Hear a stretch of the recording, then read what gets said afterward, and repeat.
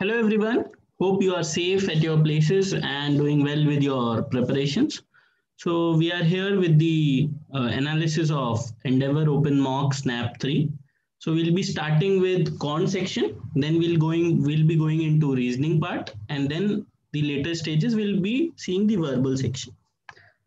So let's start with the con section first.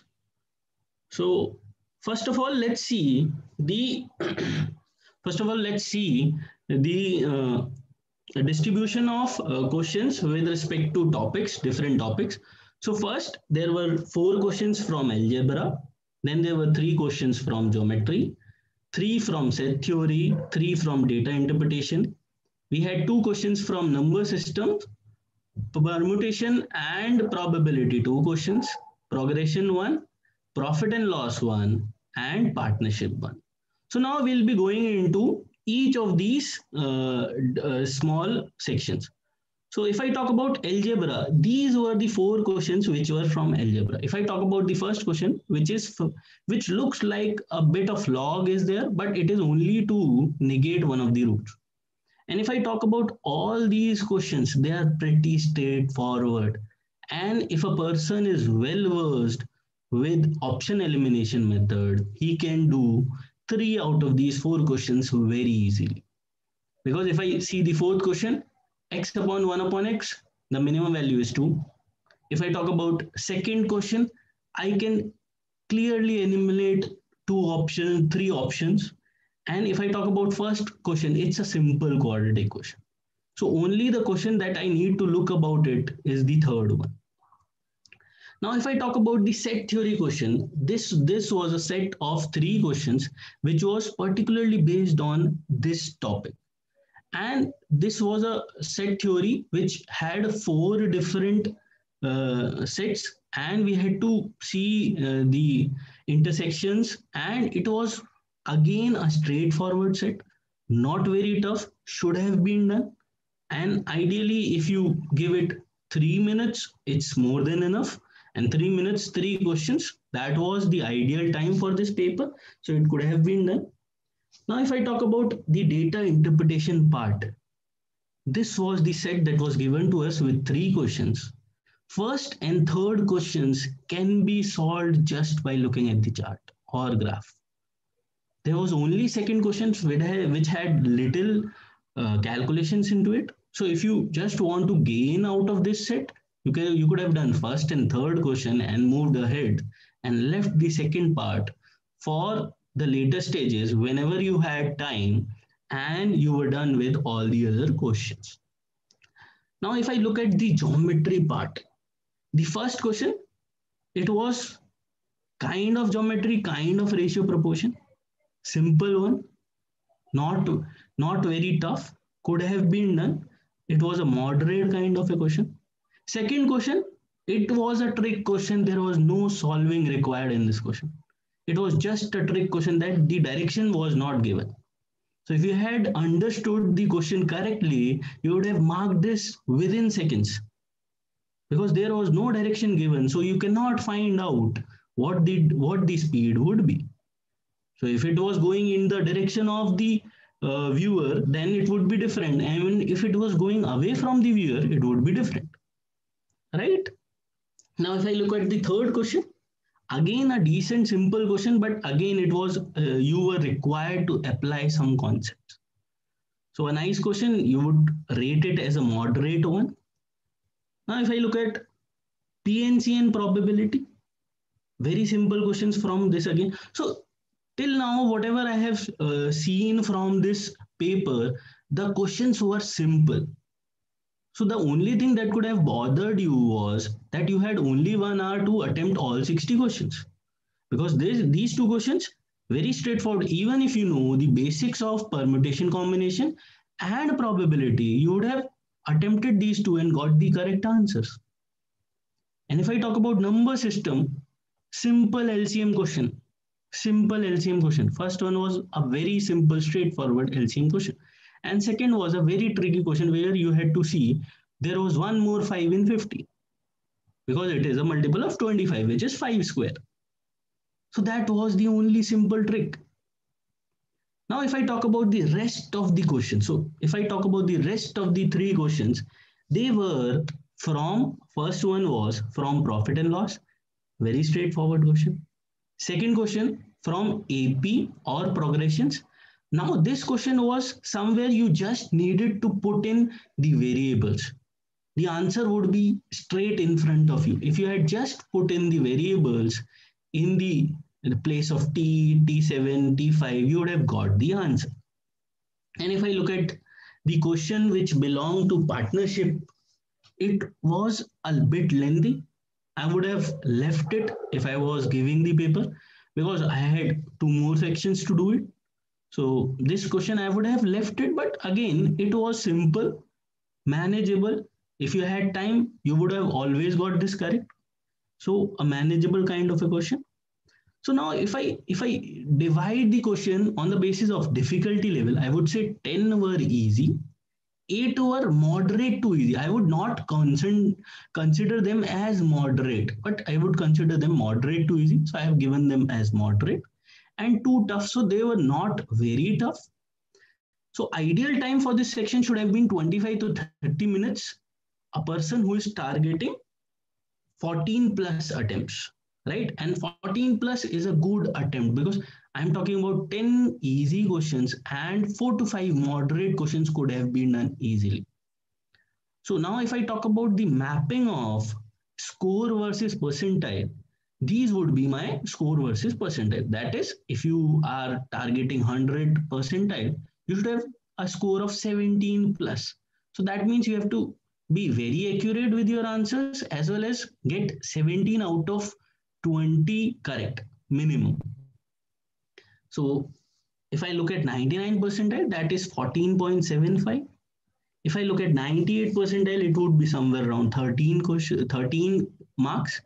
So that is somewhere around 15, 16 attempts with 2, 3 wrong. And this should have been the goal for everyone who is targeting premium colleges from SNAP.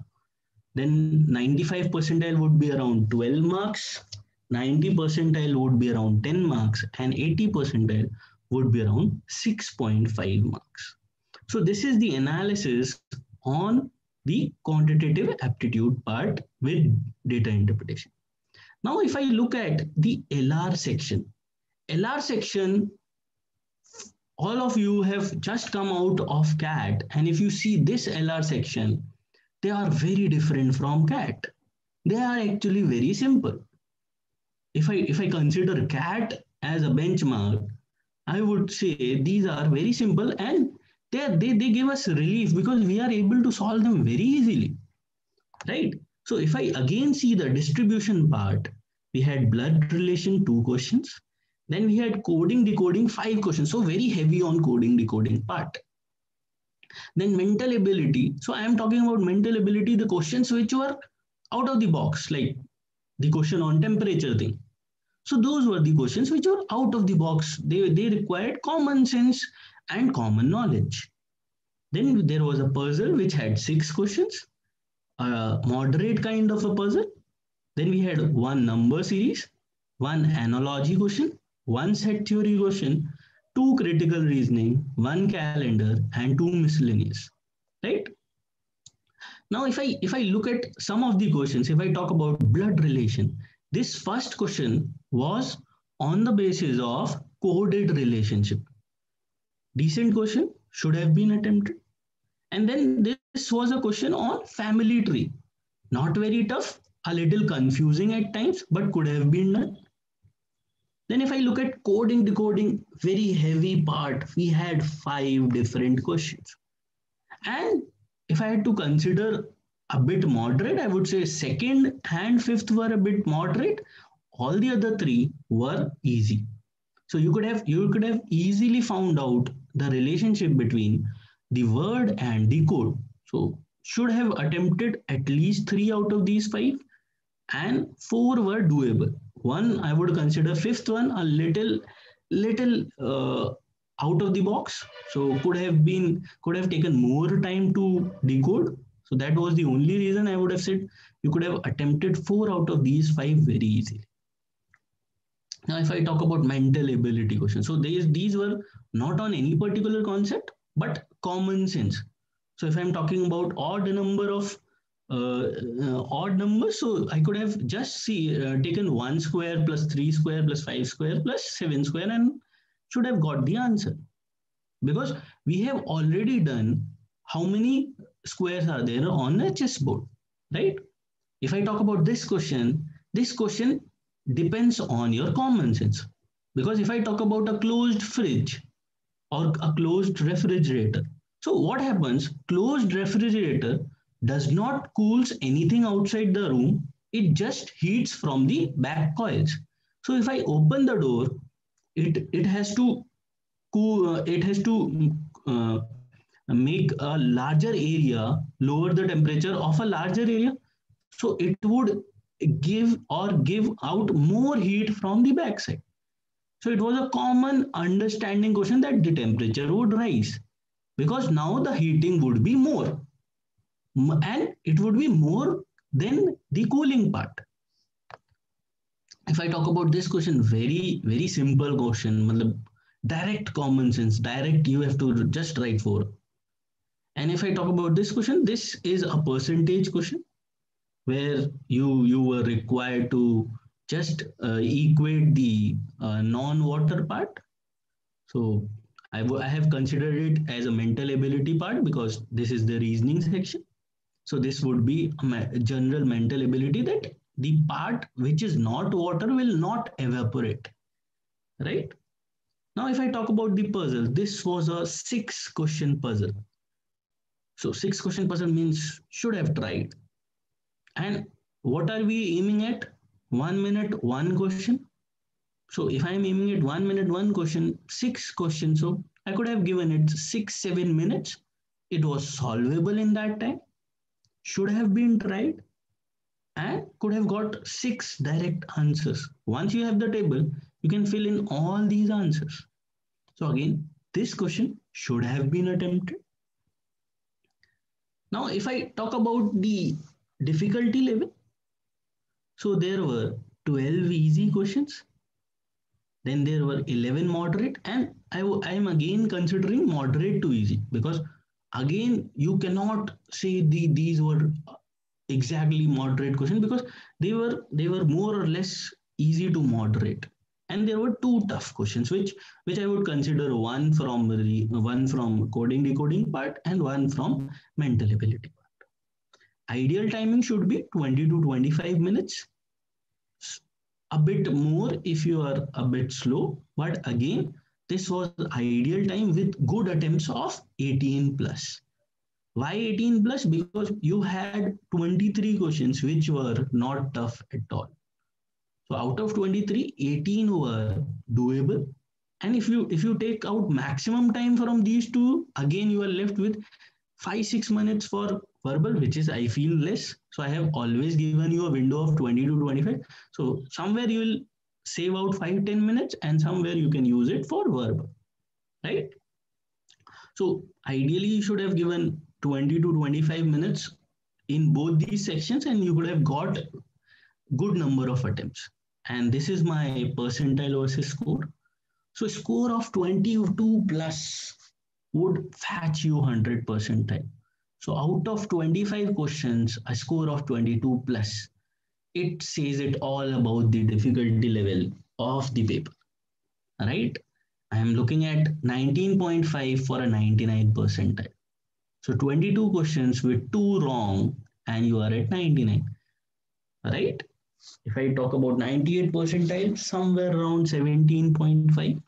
95 would be somewhere around 15, and 90 percentile at 13.5, and 80% at 10.5. So if I look at these two sections in combination, you could have easily done a lot of questions, because they were either directly on the formulas or they were very direct with in terms of option elimination. So a person who is good with option elimination could have easily done 5-7 questions from both reasoning as well as quant part without solving much. So that says a lot about the paper. So if I talk about the difficulty level, it was easy to moderate paper. If I talk about these two sections in particular. Okay. So this was my analysis on QA section as well as reasoning section. So now I would like to invite Mruga ma'am. So Mruga ma'am, can you please take over? Yes, sir. Thank you.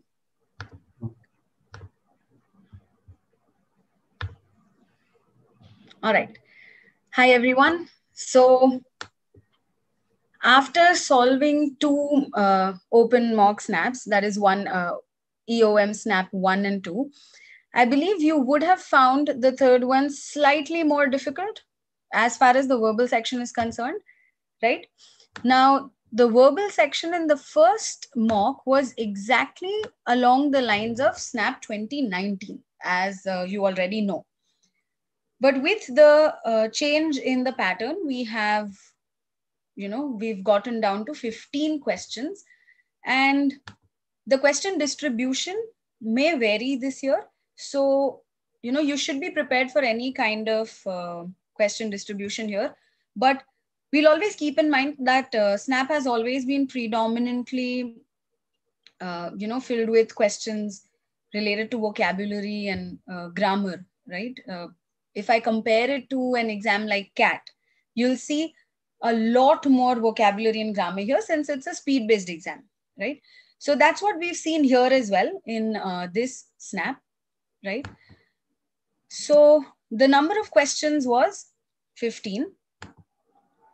Each question had 1 mark, and the ideal time would be 10 to 12 minutes, right? Now, obviously, the amount of time that you take for a particular section will vary based on your stronger or weaker section. So if you are better at verbal than you are at some other section, you might want to spend a little more time here and vice versa, right? But yes, this is the amount of time that you would need in order to score, get a decent score in this section, right? Let's look at the question distribution. So you had 4 vocab-based questions. The first 2 were analogies, and the next 2 were confusing words. You had 3 questions based on grammar. All of them were in the sentence correction format. 3 questions of parajumbles, and 5 questions from 1 RC. Now, all of these questions from the reading comprehension part were all detail-based. To give you a general overview, I would say that in this particular section, the reading comprehension part was easier than the verbal ability part. So for those of you who always shy away from RCs in speed-based exams, this might have been a bit of a problem. So, I would always advise that you take a good look before you decide your question selection, right? These were all very direct questions, and they wouldn't have taken a lot of time as well.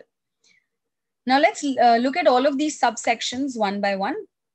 The overall difficulty level of the test, I would say, was moderate, right? If I compare it to EOM SNAP 1 and 2, which were on the easier side, this was slightly more on the moderate side, okay?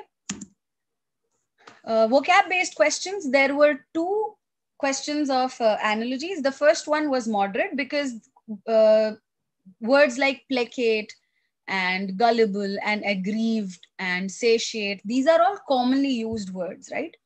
So you should be pretty comfortable with this one, especially keeping in mind the fact that you are currently preparing for speed-based exams like NMAT and SNAP. You should be thoroughly prepared for questions like this. These are very common words, and you should have been able to solve this question very quickly. The second question of analogies was slightly more difficult because the words were a little less common. So words like beguile or not beguile, words like debauch, right, or ignominious. These are relatively uncommon words. So this could have been slightly difficult for you to solve.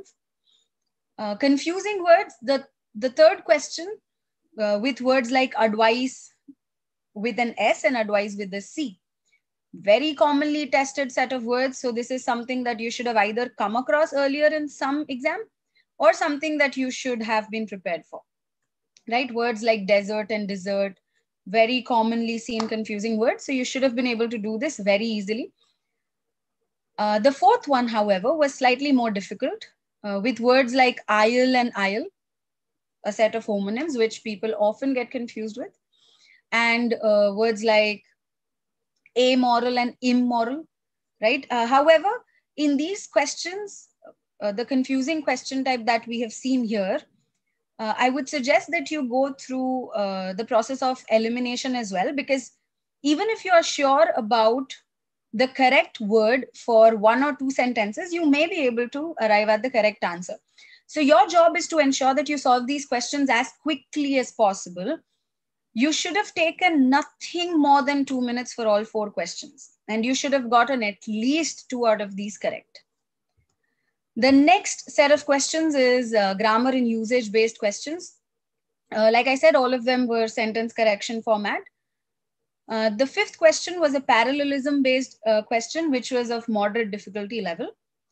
Parallelism, tense conjunction, voice and modifiers, these are all extremely commonly tested concepts of grammar. So you should have been thoroughly prepared with all of this by now, right? So the fifth question, you should have been able to solve by looking at the options very easily. Because that's the right way of solving sentence correction question, right? Because you should be able to solve all these 3 questions in less than 3 minutes. So maybe around 2 to 3 minutes, right? And the only way you can do that is if you learn to solve them through the right approach by identifying the error properly, right?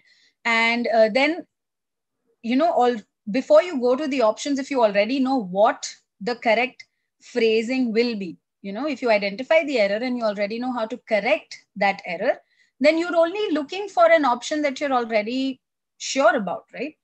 So that is something that will help you save time instead of looking at every option and trying to figure out what sounds best, because that is not the right way of solving these questions. Sentence correction can end up taking a lot of time if you go option by option, right? So you will only be able to take the right approach if your concepts are clear. And if your concepts were clear, then questions 5 and 6 would have been extremely easy to solve. So question 5, doable. Question 6, tense and conjunction, pretty doable. Okay. Question 7 was slightly more difficult and time consuming. A student might actually have chosen to skip this question because it was so time consuming. And in an exam like SNAP, time is of the essence, right? So you could have skipped this one if you weren't extremely sure about this. But make sure that when you look at sentence correction questions, you learn how to save time. Okay. Next is verbal logic and RC based questions. So there were 3 parajumbles. The 8th and 9th ones were relatively, easy to moderate, I would say, not moderate to difficult, on an easy to moderate scale. Very, very doable. Slightly time consuming because the sentences were lengthy, long sentences, and the options were pretty close, right? So yes, slightly time consuming. Okay. And the 10th question was pretty difficult because the options were also close and the links were also not extremely obvious. Okay. So I would say that in 3 minutes, you should have been able to attempt, if you gave 3 minutes, you should be able to attempt all of them. If you choose not to solve these questions because they were very time consuming, you could have attempted 1 or 2 in about 2 minutes. Okay. So that could have been your attempt for parajumbles. You could have skipped one here, depending on how much time you decide to give to this section. Reading comprehension, like I said, extremely easy, right? 5 questions, all of them direct. The passage was also not extremely tricky. Yes, students often have this bias that science-based passages, with a lot of technical terms end up being difficult, but they are not always so difficult because questions based on these passages are often direct. And that was the case with this. So this was the easiest part of the whole section. Ideal time, 5 minutes, nothing more than 5 minutes. Okay. Nothing more than 5 minutes. So in such questions, what happens is, if you have passages with direct questions, you should target nothing more than a minute per question, right? Nothing more than a minute per question. So somewhere between 3 to 5 minutes you should have devoted to this particular passage. And if you could solve it in 3 minutes, that would be great. That would have given you the advantage of time, and you could have utilized that in the other two sections as well. All right. Fine. So if I talk about the total, the overall question distribution, then I could say that there were 5 easy questions, all of them RC, 6 moderate questions, and 4 difficult questions. You could have attempted all 5 RC questions. You could have attempted all 6 moderate questions because they were on the easy to moderate scale. And I am keeping in mind that these moderate questions are vocabulary and grammar, 2 things that you are extremely focused on at this point. So you should have been able to exploit these questions easily. Difficult ones, maybe 1 question, right? So yes, these are your expected attempts. You can say ideal attempts, okay, if you are planning to exploit this particular section, right? Keeping this in mind, we can say that for a 98 percentile, your expected attempts would be 12. So see, these expected attempts that I have listed, if, see, it comes down to 5 plus 6 plus 1, right? 12. If you attempt 12 questions with an 80% accuracy, you should be able to get a score of around 9.5, which should fetch you about 98 percentile, right? 98 percentile is what we are looking at. Now, you may have given more or less time to this section, and your score would vary based on that. For a 99.5 percentile, your score should have been close to a 13.5. For a 99, 11.5. 95 percentile is a score of 9.